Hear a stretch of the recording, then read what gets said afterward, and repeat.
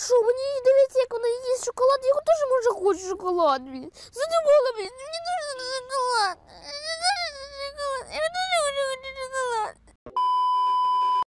Nah, kemarin gue udah bahas top 5 pembalap terbaik F1 2024 versi gue, dan sekarang saatnya untuk gue bahas top 5 pembalap terburuk F1 2024 versi gue juga. Dan disclaimer dulu, sebelum gue mulai video ini, top 5 pembalap terburuk ini yang masuk ialah pembalap-pembalap yang menjalani musim ini secara full time di F1 2024. Jadi pembalap kayak Danny Rick, Logan Sargeant itu nggak bakal masuk ke list ini.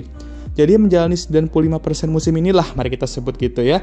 Oke lah, nggak usah basa-basi, langsung saja gue bahas top 5 pembalap terburuk F1 2024.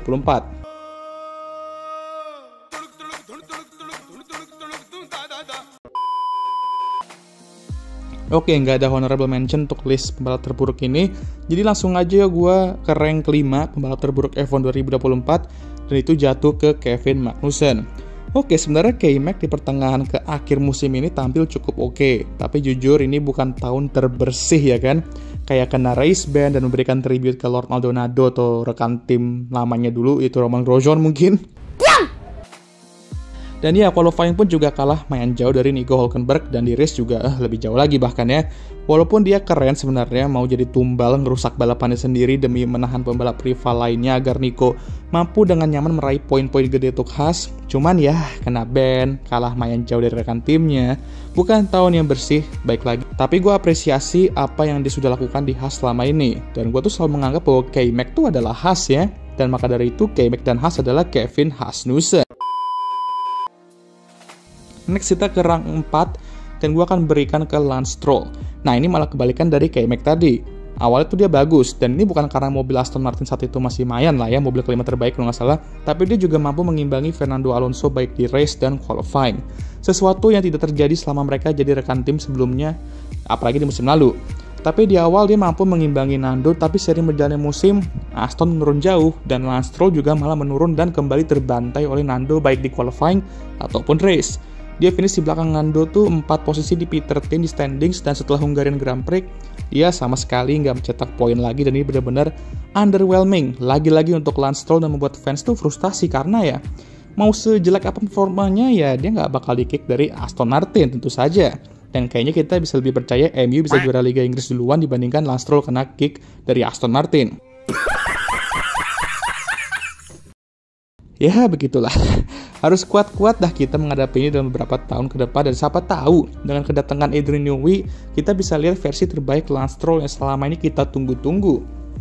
Nah, rank ketiga dan kedua gue akan berikan ke dua mobil Gojek kita, yaitu Valtteri Bottas dan Guan Yu Zhou. Oke, dua pembalap emang underwhelming musim ini, khususnya Zhou ya. Tapi mereka juga terhalang sama performa mobil mereka yang ya begitulah ya.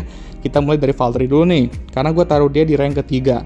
Pertama-tama dia merupakan satu-satunya pembalap musim ini yang balapan full time tapi tidak meraih poin. Dan sebenarnya dia mempunyai kesempatan itu di Abu Dhabi kemarin, tapi dia membuat kesalahan yang membuat balapan terakhirnya bersama Sauber dan kemungkinan F1 juga berakhir dengan mengenaskan. Tapi pace dia di race, qualifying, dan head-to-head dengan Zhou membuat gue rank dia di atas Zhou musim ini.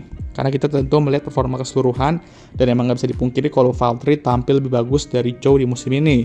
Tapi bukan performa terbaik Valtteri Bottas juga di musim 2024 ini, dimana dia gagal beberapa kali cetak poin ketika ada kesempatannya.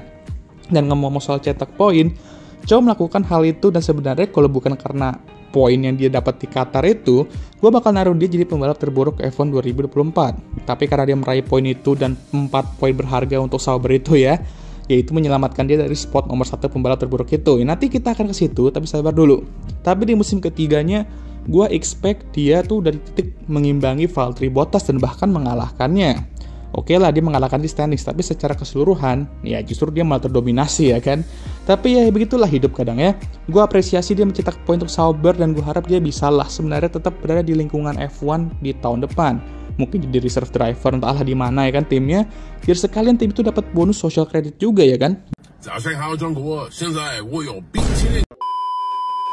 Nah, nomor 1, jeng jeng jeng yalah.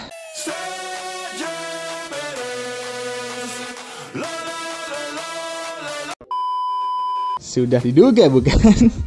Sebenarnya gue pun juga mau berdebat ya soal taruh mana nih Checo di rank list pembalap terburuk ini ya kan. Tapi setelah gue lihat apa yang Max lakukan di RB22 dan jarak poinnya ke Max dan rival-rivalnya, ya gue dengan secara berat hati, berat hati, menaruh dia sebagai pembalap terburuk F1 2024. Kayak, oke, awal musim mobilnya tuh masih dominan, dia mau berada di posisi 2 itu di belakang Max ya minimal, dan meraih beberapa podium. Tapi ketika mobil Red Bull tuh udah kelelep sama rival-rivalnya, jangankan podium ya kan, top 5 aja dia nggak dapet. Kita bisa terima lah kalau mobil Red Bull tuh papan tengah, tapi kan kita lihat sendiri Max tuh kayak gimana di mobil itu. Kalau misal dia bersaing di zona top 8 atau 10 dan mungkin sesekali podium kayak di Baku, ya nggak apa-apa lah. Ini KO di Q1 dan Q2 tiada henti, dan balapan di mana dia bisa aja kembali meraih podium malah endingnya mengenaskan. Dan ya, gue berbicara soal Baku BTW ya. Overall ini benar-benar musim yang kacau dan sama sekali nggak bisa diterima untuk Ceko, apalagi di tim sekelas Red Bull ya. Nah, gue nggak tahu nih, apakah beritanya udah keluar di saat gue upload video ini. Tapi di saat gue buat video ini sih belum ya, mengenai masa depan dia di Red Bull dan di F1 juga. Tapi yang kalau gue dengar katanya sih ya mungkin sudah berakhir ya, dan dia nggak bakal balapan di F1 dan Red Bull itu di musim depan, karena dia bakal digantikan oleh Liam Lawson. Kabarnya, tapi gue nggak tahu juga, karena bisa aja ada plot twist lagi nih ya, namanya juga Ceko dengan duitnya itu ya kadang ya bisa bikin plot twist yang kita tidak bisa prediksi, kayak di Belgian Grand Prix kemarin ya. Tapi katanya sih jadi ditawarin jadi ambasador.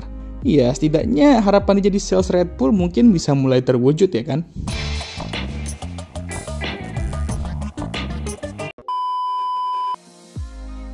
Oke lah, sekian video kali ini. Gimana menurut kalian? Jangan lupa like, subscribe, dan share video ini. Dan jangan lupa juga untuk menyalakan lonceng notifikasi agar kalian semua tahu ketika gue ngupload video baru. Jangan lupa juga untuk follow Instagram gue. Dan ya, BTW masih ada sekitar 80-an hari lagi sebelum F1 balik. Entahlah, gue udah mulai kangen sih, walaupun kadang merasa kayak butuh rehat juga sih sebenarnya ya. Ya wes lah ya, gue sudah lelah. Seperti biasa, bagi kalian yang sudah menonton, gue mau mengucapkan thank you very much.